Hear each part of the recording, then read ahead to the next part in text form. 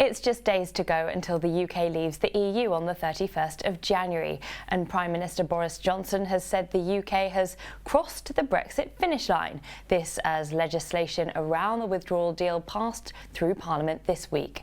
So what will this new phase mean for the UK economy and its financial markets? John Ashcroft is from the Saturday Economist and is here to discuss. John, good to see you. Good to see you, Victoria. Let's talk about the phrase, the Boris Bounce. Are you a believer? Well, I'm a believer in the Boris Bounce. I think there's certainly been a change in sentiment over the last couple of weeks. I mean, first of all, there's no risk of a Corbyn Labour government, which was a severe overhang for the markets and for business sentiment. That has been eliminated. There was also a risk of hung parliament. Back we would go into an indeterminate cycle of indecision. That again has disappeared. Yep. And so we have a Conservative government with a Conservative agenda, with a clear mandate to deliver on Brexit. So yeah, there's no risk of a Labour government, no uncertainty in Parliament, no uncertainty about what we're doing with Brexit. So there's been a bounce, and we saw it today in the PMO market figures, which bounced back. PM market, a bit of a mood swing index, but the mood has swung much higher. So are you feeling a bit more optimistic in terms of the outlook for the UK economy, say in the next 6 months? Well, I think to one extent we swapped one set of uncertainties in 2019 for another set of uncertainties in 2020.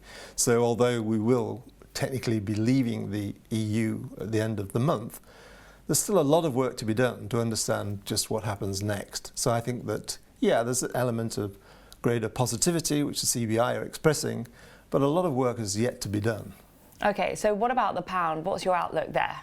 Well, the pound, it looked as if the pound was it's consolidated about 130. So I think there's generally sentiment behind sterling against the dollar, but we don't see I can't see any big breakthrough in the next 6 months. So it's going to trade pretty sideways. So, we see it moving in a band between 130 and 135 now, but for the next 6 months, until there's clearance on certain policy issues, it's looking pretty much like a sideways trade for the moment. Okay, so we know obviously there's that interaction between the pound, the inverse correlation, and the FTSE 100 at least, which has got a lot of those international companies there. But in terms of the equity market, if we're talking about the FTSE 100 or possibly the FTSE 250, if you want to have a more domestic play, what's your outlook? Is this a good time to get invested in UK stocks, do you think? Because, I mean, in terms of the international community, there's been a lot of hesitation about bringing money towards the UK. Is that going to come back? Is that going to be reflected in equity prices? Yeah, well, the new mantra is cash is trash. and also we say goodbye to old highs. So in the US, you're seeing the three indices with the Dow, the Nasdaq and the S&P moving into clear new ground and heading higher. Yeah. The FTSE's been held back by this uncertainty about Brexit and the complications with the sterling trade, but it looks as if we're going to get breakout and we could see a test of 8,000 in the next 6 months. So you're feeling pretty optimistic?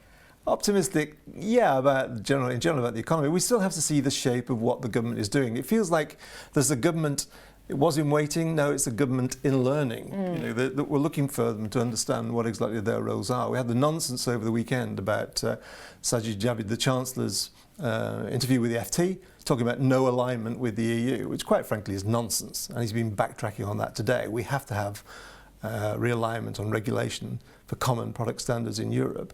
So there's a bit of nonsense talk there, which they're backtracking on. Then we have Priti Patel talking about what is the immigration policy. Businesses want to know what is the immigration policy. So what is the trade policy going to be with Europe? What are the issues going to be with the USA? What is going to happen to immigration policy? What's going to happen to infrastructure? What is going to happen to HS2? A lot of questions which have to be dealt with. And of course, the budget, what's going to happen in March. But it'll take some real chumps to make mistakes and get it wrong in the Conservative administration, but we've seen it happen before. So if we think about Threadneedle Street, what do you think the Bank of England will be thinking when it's looking at all of this? I mean, there's been sort of whispers of potential move towards more dovish monetary policy, more aligned with some of the other global central banks ahead. Do you think that's possible? We know it's Mark Carney's last meeting coming up. Is there any chance of a rate cut, or do you think it's going to stay on hold? Well, I'm not a great fan of low interest rates, as you know. Yeah. So I think there's still hope for this moratorium on negative rates and low rates. And I can't see what a 25 basis point was ever going to deliver for the UK economy. Anyway, there was very soft inflation figures, and that suggested there was going to be some weakness in the economy. And Michael Saunders was talking about the possibility of a rate cut. Then we had the good employment figures. We've had strong PMI data today. we've got to wait for the budget, Carney's going to go, new governor coming in. I never really saw it as a scenario or a platform to cut rates. And that, of course, was assisting sterling a little bit. And I think it's pretty clear. I can't see a rate cut. I can't see any justification for a rate cut in the UK at the moment. Okay, so that's probably going to be quite positive for the financial sector if we aren't going to get that cut. If we are looking for individual pockets where we could find opportunities, is there anywhere that you're looking in particular within the UK? Well, we've seen a lot of excitement in house building, and certain house builders have been moving in construction. Always got to be cautious, but certain elements in construction. But if the government is going to commit to a strong housing platform with a good build programme in the next 5 years, then that's one sector which will benefit. For the rest, we still need to see what's on the agenda. And again, we'll wait very much for a clarification of the policies with Europe and a clarification of what is going to happen with the budget. Talk of tax cuts here, talk of big tax cuts again in the US. It's all looking extraordinarily strange. Strange is the key word to take away from there. Yeah. John, thank you so much for your time. Not at all.